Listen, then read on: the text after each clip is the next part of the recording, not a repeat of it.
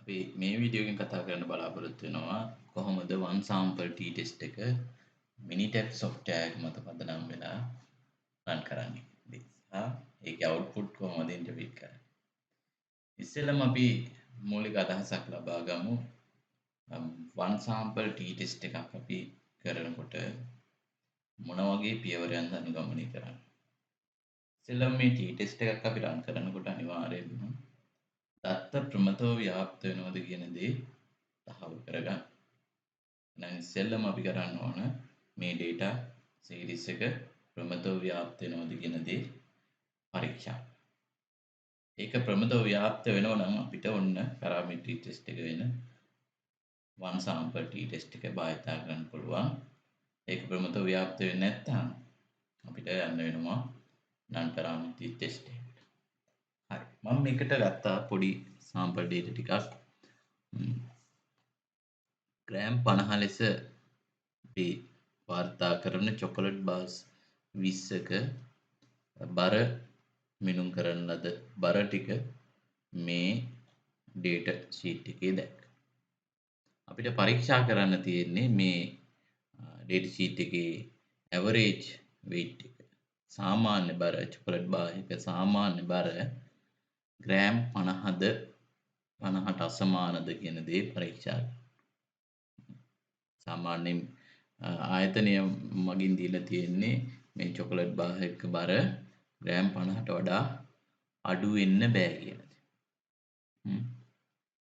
සාමාන්‍යයෙන් chocolate bar එකේ බර පිරිවිතරය වෙන්නේ ග්‍රෑම් 50 ග්‍රෑම් 50ට වඩා අඩු වුණොත් ඒක ලොට් එක රිජෙක්ට් වෙන්න පුළුවන්. ඒක නිසා 50ට සමානයිද 50ට වඩා අඩුයිද කියන දේ අපිට පරීක්ෂා කරන්න. ඒ වගේම 50ට වඩා වැඩි වෙලාද කියන දේ පරීක්ෂා කරන්නත් පුළුවන්. අපි බලමු කොහොමද මේ දේ කරන්නේ කියන දේ. ඉස්සෙල්ලා මේනම් අපි මේ data ටික normalද කියන දේ බලමු.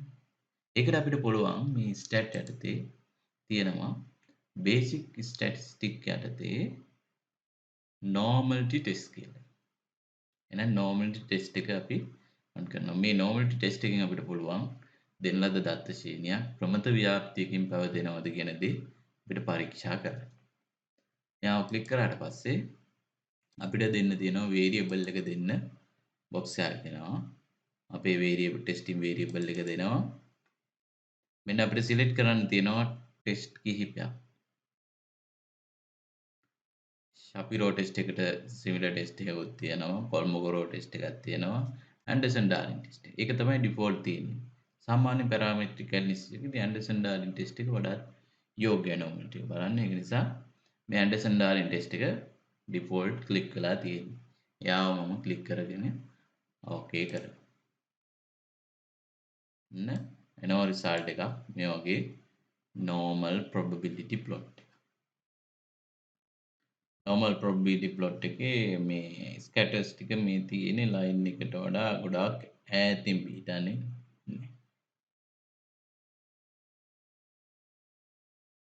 ආසන්නයෙන් වගේ පිටන. ඒක අපිට ටෙස්ට් එකේ result එක මේ AD value එක සහ P value එක මගින් දීලා තියෙනවා. මේ P value එක මත පදනම් වෙලා ටෙස්ට් එක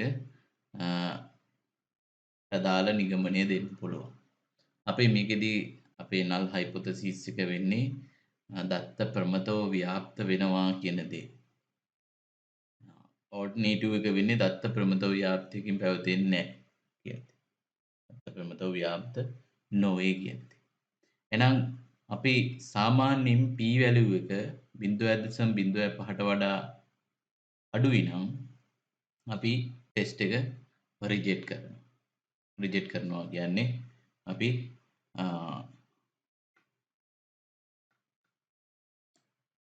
ප්‍රමත ව්‍යාප්තියකින් පැවතෙනවා කියන කල්පිතය ප්‍රතික්ෂේප කරන්න සිද්ධ වෙනවා. හැබැයි මේතෙන්දී p value එක 0.05ට වඩා අඩු නෑ විශාලයි. එහෙනම් දත්ත ප්‍රමතව ව්‍යාප්ත වෙනවා කියන දේ තවදුරටත් අපිට පිළිගන්න පුළුවන්.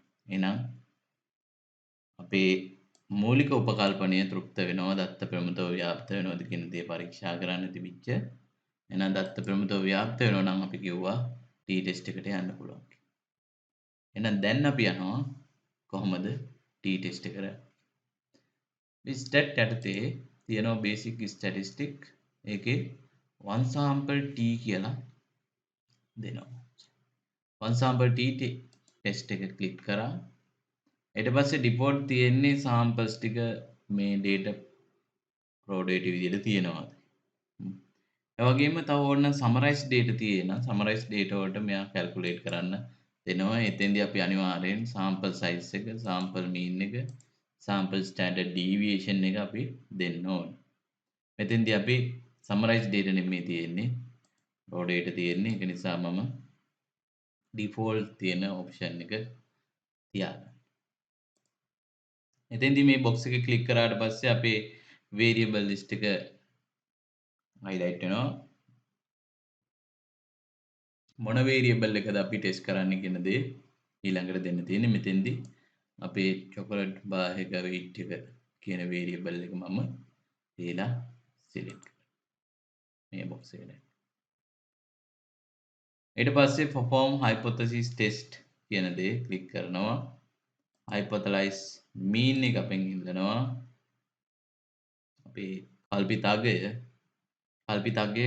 ග්‍රෑම් 50ද කියන දේ තමයි අපි පරීක්ෂා කරන්නේ. ඊට පස්සේ අපිට options යටතේ තියෙනවා මෙන්න confidence level එක. එයා confidence interval එකක් calculate කරනවා. මේ confidence interval එක calculate කරන්න confidence level එක අපිට තීරණය කරන්න පුළුවන්. සාමාන්‍යයෙන් default තියෙන්නේ 95 confidence interval එකක්. එහෙනම් මේක confidence level එක මම ඒකම තියාගන්නවා. ඊට පස්සේ මෙන්න අපිට SPSS එකේදී දකින්න නොලැබුණු ඔප්ෂන් එකක් මෙන්න තියෙනවා. alternative hypothesis එක අපිට වෙනස් කරන්න පුළුවන්. මෙන්න two tail අවස්ථාව විතරයි අපිට SPSS එකේදී හම්බුනේ. හැබැයි මෙතන Minitab එකේ තියෙනවා one tail test එක උනත් කරන්න පුළුවන්. ඉතින් two tail test එක කරන්නේ අපි 50ද 50ට අසමානද කියන දේ පරීක්ෂා කරන්න. 50ට අසමාන වුණා කියලා අපිට කියන්න බෑ මේක chocolate bar එක average සාමාන්‍ය බර 50ට වඩා වැඩි වෙලාද කියලා. එහෙනම් 50ට වඩා වැඩි වෙලාද කියන දේ කියන්න අවශ්‍යයි නම් අපි අනිවාර්යයෙන්ම මේකේ one tail test එක කරනවා mean greater than hypothesized mean. අපිට 50ට වඩා අඩු වෙලාද කියන දේ පරීක්ෂා කරන්න අවශ්‍යයි නම් අපි අනිවාර්යයෙන් මේක mean less than hypothesized mean කියන alternative hypothesis select කරනවා. දැන් මම ඉස්සෙල්ලම default තියෙන two tail test එක ඉස්සෙල්ලම click කරනවා. okay කරනවා. then okay කරනවා. මෙන්න අපිට test එකේ result එක දෙනවා. ඉස්සෙල්ලම descriptive statistic ටික අපිට display කරනවා. mean එක, standard deviation එක, standard error එක. standard error එක කොහොමද calculate කරන්නේ? මේ standard deviation එක sample size එකෙන් බෙදලා. දැන් ඊට අමතරව වෙන්න දෙනවා confidence interval එක. 95 confidence interval එකක් දීලා තියෙනවා. කෙනෙක්ට පුළුවන් මේ two tail test එකක් නිසා ඒකේ result එක මේ confidence interval එක මත කියන්න. අපි ඉස්සෙල්ලම test එක මත interpretation එක දෙන ආකාරය බලමු. මෙන්න අපිට මේක ලියලම දෙනවා hypothesis දෙක කොහොමද එන්නේ mu equal 50 mu unequal අසමාන mu සමානයි 50 අසමානයි 50. මේක two tail කියලා කියන්නේ අසමාන ස්වරූපේ තියෙන නිසා. එහෙනම් අපේ ටෙස්ට් එකක result එක කියන්නේ අපේ p value එක මත පදනම් වෙලා මෙන්න p value එක 0.05 වලට වඩා අඩුයි. 0.05 වලට වඩා අඩුයි කියන්නේ 5% level එකේදී කියන්නේ 105 මට්ටමේදී අපේ H0 කල්පිතය ප්‍රතික්ෂේප කරනවා.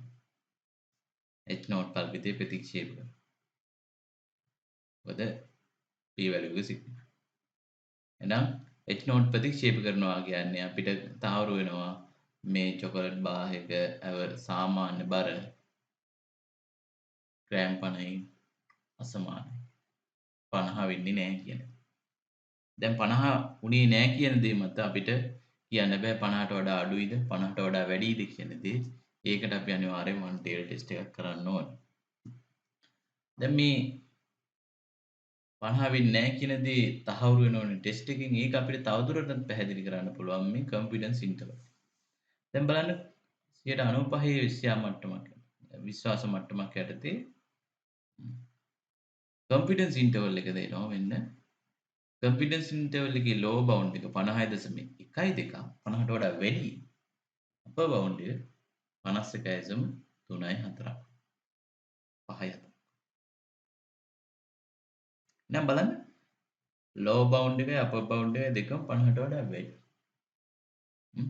මේ කොන්ෆිඩන්ස් ඉන්ටර්වල් එක ඇතුළත අපේ හයිපොතලයිස් වැලියු එක මේ නල් හයිපොතසිස් එකට අදාළව අපේ වැලියු එක තියෙනවා නම් අපිට එතෙන්දී ටෙස්ට් එක රිජෙක්ට් වෙන්නේ නැහැ. කියන්නේ අපේ ටෙස්ට් එක කියන්නේ h not mu සමානයි 50 කියන කල්පිතේ ප්‍රතික්ෂේප වෙන්නේ නැහැ. කොයි යාමේ හරි mu 50 වෙනවා කියන දේ තමයි ඒකේ ඉන්ඩිකේට්. දැන් මෙතෙන්දී කියනවා mu සඳහා ලැබෙන පුළුවන් අගය 50.12ත් 51.54ත් අතර අගයක් තමයි ගන්න පුළුවන්. එහෙනම් 50ට වඩා අඩු අගයක් හෝ 50 එනවා කියලා කියන්න බෑ. 50.12 ඉඳන් තමයි වැලියුස් එන්න පුළුවන් කියලා කියන්නේ. ඒක නිසා අපිට මේ ටෙස්ට් එකේ රිසල්ට් එක තවදුරටත් කන්ෆර්ම් කරන්න මේ කොන්ෆිඩන්ස් ඉන්ටර්වල් එක යූස් කරන්න පුළුවන්. හරි. ඊට පස්සේ දැන් අපි බලමු මේකෙන් මේ ටූ ටේල් ටෙස්ට් එකකින් අපිට කියන්න බෑ කිව්වනේ මේක 50ට වඩා වැඩිද කියන දේ ඇත්තටම. කොන්ෆිඩන්ස් ඉන්ටර්වල් එක අනුව පේනවා 50 වැඩි පැත්තට තමයි පොඩ්ඩක් කොන්ෆිඩන්ස් ඉන්ටර්වල් එක බර වෙලා තියෙන්නේ. දැන් අපි ඇත්තටම බලන්න ඕන වන් ටේල් ටෙස්ට් එක කරලා මේක mu 50ට වඩා වැඩිද කියන දේ පරීක්ෂා කරන්න. එන්න ඒක පුළුවන් අපිට අර t ටෙස්ට් එක තියෙන ඔප්ෂන් එකටම ගිහිල්ලා මෙතන ඔප්ෂන් කියන එකේ මේ alternative hypothesis එක වෙනස් කරනවා mean greater than hypothesized mean කියන. mu විශාලයි 50 කියන. okay continue කරනවා okay කරලා okay කරනවා මෙන්න දැන් දෙන්නේ අපිට descriptive statistic එක මෙන්න confidence interval එකේ lower bound එක විතරයි දෙන්නේ 95 විශ්‍යා මට්ටමක් යටතේ confidence interval එකේ lower bound එක දෙන්නේ අපේ ටෙස්ට් එකේ රිසල්ට් එක මෙන්න hypothesis එකත් එක්ක තියෙනවා මෙන්න mu greater than දැන් බලන්න t value එක වෙනසක් වෙලා නැහැ p value එක තමයි වෙනස් වෙන්නේ probability value එක 0.05 ට වඩා අඩුයි එහෙනම් ඒකෙන් තහවුරු වෙනවා ටෙස්ට් එක රිජෙක්ට් වෙනවා 50 කියන දේ ප්‍රතික්ෂේප වෙනවා ඒ කියන්නේ mu 50ට වඩා වැඩි කියන දේ අපිට නිගමනය කරන්න පුළුවන්. ඒ කියන්නේ මේ චොකලට් බාර්ස් වල සාමාන්‍ය බර 50ට වඩා වැඩි කියලා අපිට කියන්න පුළුවන්. ඒක මේ කොන්ෆිඩන්ස් ඉන්ටර්වල් එකේ ලෝ බවුන්ඩ් එකත් 50ට වඩා වැඩි වීමෙන් ඒක තවදුරටත් පැහැදිලි වෙනවා කියලා කියන්න පුළුවන්. ඕකේ දැන් මේ එක්සැම්පල් එකට අදාළව අනිත් left tail test එක කරාට වැඩක් නැහැ. හැබැයි අපිට 50ට වඩා අඩුයිද කියන දේ පරීක්ෂා කරන්න අවශ්‍යයි නම් අපිට පුළුවන් මේ පළවෙනි ඔප්ෂන් එක යූස් කරන්න. එතෙන්දී ඉන්නේ confidence interval එකේ upper bound එකේ නම් upper bound එක 50ට වඩා වැඩි upper bound එක 50ට වඩා වැඩි කියන්නේ lower bound එක 50ට වඩා අඩු වගේක් වෙන්න පුළුවන් 50. ඒකට upper bound එක විතරයි දෙන්නේ upper bound එකත් 50ට වඩා අඩු වගේක් ආව නම් ඔන්න අපිට කියන්න පුළුවන් ටෙස්ට් එක රිජෙක්ට් වෙනවා කියලා. හැබැයි මෙතෙන්දි ටෙස්ට් එක රිජෙක්ට් වෙන්නේ නැහැ මොකද p value එක එකට ආසන්න. 0.05 ට වඩා වැඩි එකට ආසන්න. එහෙනම් 50ට වඩා අඩුයි කියන දේ අපිට කියන්න බෑ. හරි. මම හිතනවා මූලික අදහසක් ලැබෙන්නේ නැති කියලා කොහොමද one sample t test එක රන් කරන්න කියන දේ මේ tab software එක මත පදනම් වෙලා. එහෙනම් t test එක රන් කරන්න ඉස්සෙල්ලම අපි අනිවාර්යයෙන් මොකද්ද කරන්න ඕන? මේ දත්ත ප්‍රමුඛව ව්‍යාප්ත වෙනවද කියන දේ බලන්න ඕන. දත්ත ප්‍රමුඛව ව්‍යාප්ත වෙනවා නම් ඔන්න අපිට t test එකට යන්න පුළුවන්. ඒක අපිට ටෙස්ට් එකේ රිසල්ට් එක කොන්ෆිඩන්ස් ඉන්ටර්වල් එකකින් තවදුරටත් තහවුරු කරන්න පුළුවන්. නම් වීඩියෝ එක හොඳයි නම් ලයික් එකක් කමෙන්ට් එකක් දාන්න. channel එක subscribe කරන්න. වීඩියෝ එක නරඹුවට කට්ටියටම thank you. අපි අලුත් වීඩියෝ එකකින්